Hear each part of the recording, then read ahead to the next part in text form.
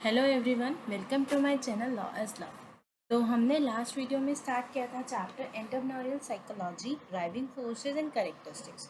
इसका हमने एक पार्ट कवर कर लिया था, दैट इज साइकोलॉजी। एंटरप्रेन्योर की साइकोलॉजी क्या होती है, 3 थ्योरी हमने देखी थी एंड उसके बाद हमने देखा था 13 साइकोलॉजिकल ट्रेट्स क्या होती हैं एक सक्सेसफुल एंटरप्रेन्योर बनने के लिए। ठीक है, तो ये पार्ट हम कवर कर चुके हैं। आज हम इसमें पढ़ेंगे entrepreneurial driving forces and it's characteristics. Entrepreneurial के ड्राइविंग फोर्सेस क्या होते हैं, एंटरप्रेन्योर के कैरेक्टरिस्टिक्स क्या होते हैं। तो हम आज इतना पार्ट कवर करेंगे इस चैप्टर का।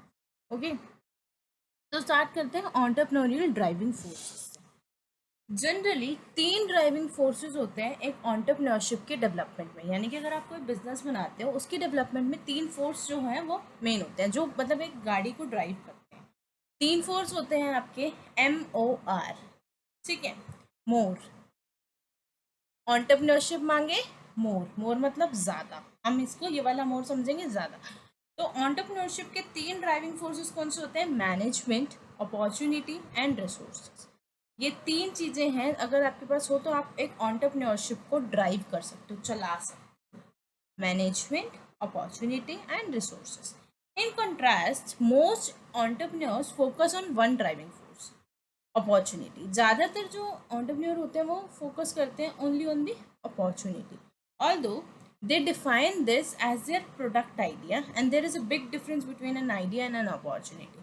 यू ऑल्सो नो कि एक आइडिया आपने नॉर्मल सोचा, that is an idea.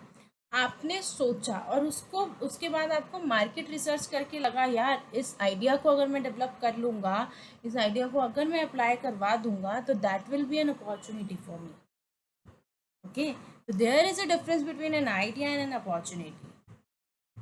Entrepreneurs believes that their ideas are unique and must be acted upon fast.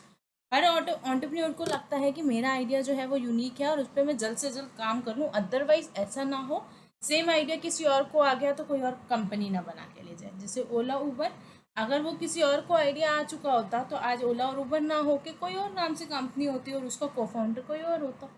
ठीक है, in practice entrepreneurs need to be able to spot the opportunity, they must see themselves are having the skill, knowledge and experience to start the business. Entrepreneurs को हमेशा अपने आप को योग्य रखना है, एबल रखना है कि वो अपॉर्चुनिटीज़ को देख सके, अपॉर्चुनिटीज़ को सपोर्ट कर सके अपने आप को। दे मस्ट सी देमसेल्व्स, उनके पास जो है स्किल्स होनी चाहिए, नॉलेज होनी चाहिए एंड एक्सपीरियंस होना चाहिए किसी भी बिजनेस को शुरू करने के लिए। SKE, या फिर आप बोलो स्किल्स, नॉलेज एंड एक्सपीरियंस, ये 3 चीज़ें हर एंटरप्रेन्योर में होनी चाहिए। One of the most important factor influencing entrepreneur in their career path is their choice of a role model. Role models can be parents, brother, sister, other relatives और other entrepreneurs. होता क्या है, देखो आपका आपका बिजनेस, ठीक है, आपको उसको चलाना है तो पहले सबसे पहले शुरुआत होती है ड्राइविंग फोर्सेस से। आपके बिजनेस को चलाने के लिए आपके पास 3 ड्राइविंग फोर्स होने चाहिए, that is more, management, opportunity and resources.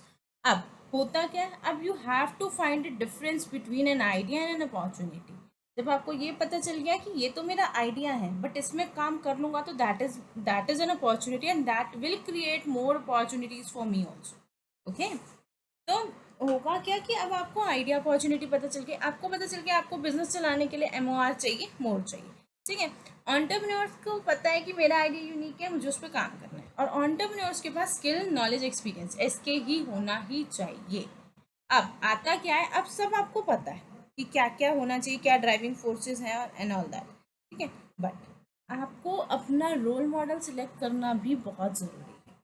आपके एंटरप्रेन्योरशिप को डेवलप करने के लिए you have to select a good role model. आपका रोल मॉडल हो सकता है आपके पेरेंट्स हो, मतलब आपके पेरेंट्स हो सकते हैं, ब्रदर हो सकता है, सिस्टर हो सकते हैं, कोई रिलेटिव, या फिर अदर एंटरप्रेन्योर। अदर एंटरप्रेन्योर का मतलब है successful entrepreneurs frequently are viewed as catalyst by potential entrepreneurs. होता है क्या, जैसे मान लो कि आज की डेट में कोई भी मिस्टर A है, ठीक है, उसको बिजनेस स्टार्ट करना है तो उसके दिमाग में एंटरप्रेन्योर कौन आएगा, लाइक मुकेश अंबानी, ठीक है, बिल गेट्स, मार्क जुकरबर्ग। तो हमेशा हम जो छोटे लेवल के नहीं, सॉरी, मतलब जो एक छोटे लेवल से बिजनेस शुरू कर रहा है मतलब अभी जस्ट स्टार्ट करना चाह रहा है, तो स्टार्टअप जब आप स्टार्ट करने लगते हो, जब आप पोटेंशियल एंटरप्रेन्योर होते हो, तो हमेशा आप अपना रोल मॉडल जो है वो सक्सेसफुल एंटरप्रेन्योर्स को बनाते हो कि उसने भी तो जीरो से स्टार्ट किया था, उसने भी तो डेवलप किया। तो that is entrepreneurial driving forces, आपको पता होने चाहिए ड्राइविंग फोर्सेस। ठीक है, उसके बाद आता है characteristics of an entrepreneur. Entrepreneur की करेक्टरिस्टिक्स देखो क्या क्या होने चाहिए। सबसे पहली चीज, some people think that entrepreneurs are less educated than the general population. Research findings indicate that this is clearly not the case.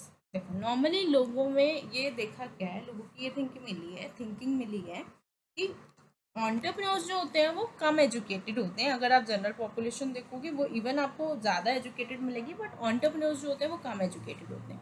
But जब रिसर्च करी गई तो उसमें पाया गया कि मतलब उसमें देखा गया कि ऐसा कुछ भी नहीं है। Education is important in the upbringing of entrepreneur. ठीक है, its importance is reflected not only in the level of education obtained but also in the fact that it continues to play a major role in helping entrepreneurs cope up with the problems they confront। होता क्या, देखो education ठीक है, education important है, but education सिर्फ और सिर्फ एक ऐसा नहीं है, it is not reflected not only in the level of education obtain but also in the fact. आपको एजुकेशन जो है ना सिर्फ बिजनेस को चलाने के लिए नहीं चाहिए, आपको एंटरप्रेन्योर हो आपको एजुकेशन चाहिए, बिकॉज जब आप अपना बिजनेस स्टार्ट करोगे, एंटरप्रेन्योरशिप स्टार्ट करोगे, तो आपको बहुत सारी प्रॉब्लम्स जो हैं वो फेस करनी पड़ेगी। अगर यू आर एजुकेटेड तो it continues to play a major role in helping entrepreneurs cope up with the problems. आपकी प्रॉब्लम बहुत इजीली सॉल्व हो जाएगी। Although a formal education is not necessary for starting a new business, आपको कोई formal तो exam clear नहीं करने होते ना कोई बिजनेस स्टार्ट करने के लिए। As it reflected in the success of such high school drop outs, बहुत सारे पर्सन हैं जो कॉलेज ड्रॉप आउट्स हैं या स्कूल ड्रॉप आउट्स हैं।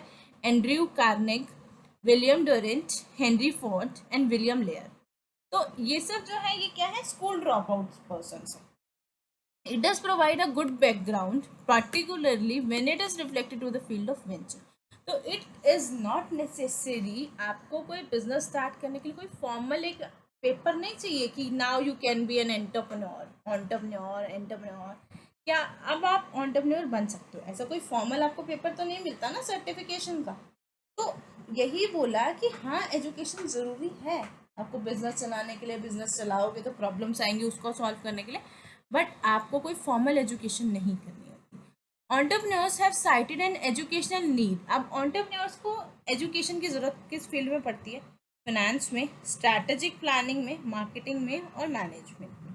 तो आप कह सकते हो S F M M strategic planning, finance, marketing and management, इन चार चीज़ों में एंटरप्रेन्योर्स को जो है एजुकेशन यानी कि पढ़ाई की ज़रूरत पड़ती है।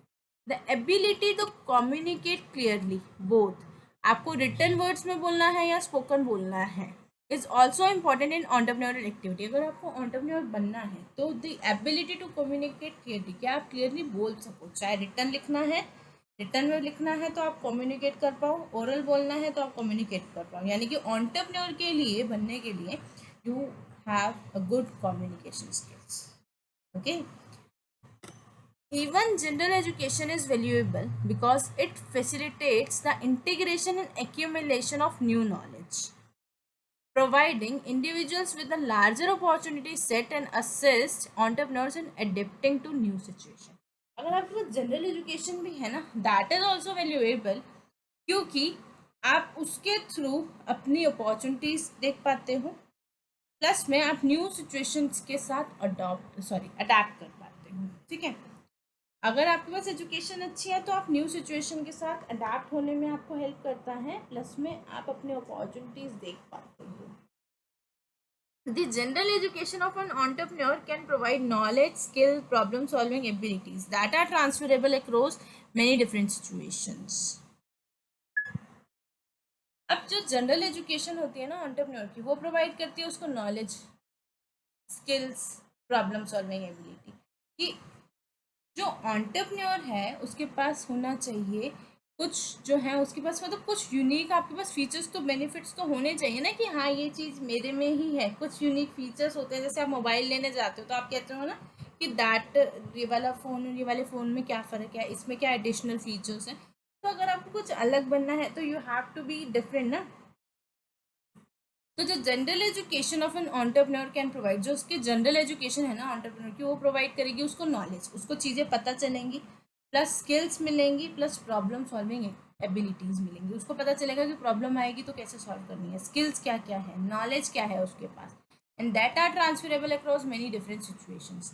The number one characteristics shared by successful entrepreneur is passion for their business. सबसे बड़ा करेक्टरिस्टिक्स जो होता है एक एंटरप्रेन्योर के लिए, वो होता है पैशन फॉर देयर बिजनेस। उनके दिमाग में, उनके शरीर में जो होता है ना, एक पैशन होता है कि उनको अपने बिजनेस को सक्सेसफुल बनाना है, whether it is in the context of new form या एग्जिस्टिंग बिजनेस। आपका कोई नया फॉर्म आप खोलने का सोच रहे हो उसके लिए, या ऑलरेडी एग्जिस्टिंग बिजनेस है उसके लिए आप कुछ नया सोच रहे हो, तो दोनों ही केसेस में एप्लीकेबल है पैशन फॉर द बिजनेस। उनके दिमाग में जो है पैशन होना चाहिए, ठीक है। उसके बाद आते हैं leadership characteristics of corporate entrepreneur. आपके पास लीडरशिप क्या क्या कैरेक्टरिस्टिक्स होने चाहिए एक कॉर्पोरेट एंटरप्रेन्योर बनने के लिए। सबसे पहला, अंडरस्टैंड्स द इन्वायरमेंट। आप इन्वायरमेंट समझो। विजनरी एंड फ्लेक्सिबल, आपको पता होना चाहिए कि आपका विजन क्या है, और आप फ्लेक्सिबल होने चाहिए। कई बार होता है आपके पास दो प्लान है, ठीक है, दो प्लान होते हैं तो फिर भी आपके पास ऑप्शन होता है, आपने एक प्लान पे काम किया, नहीं पूरा हुआ, आप प्लान बी पे शिफ्ट करते हो, तो you have to be a flexible person, और flexible entrepreneur you can say, ठीक है। Creates management option, management options create करके रखो। Encourage team work, encourage open discussion. जब तक टीम वर्क को एनकरेज नहीं करोगे बिजनेस ग्रो नहीं कर सकते। एनकरेज करो ओपन डिस्कशन। अगर किसी के पास भी कोई सजेशंस हैं, फीडबैक्स हैं, तो हमेशा सजेशंस और फीडबैक को welcome. Build a coalition of supporters, persist. ये सारे करेक्टरिस्टिक्स अगर आ जाते हैं तो you can be called as leadership, you can be called as corporate entrepreneur. Okay, next one is, not all entrepreneurs are successful. There are definite characteristics that make entrepreneurship successful. A few of them are mentioned below.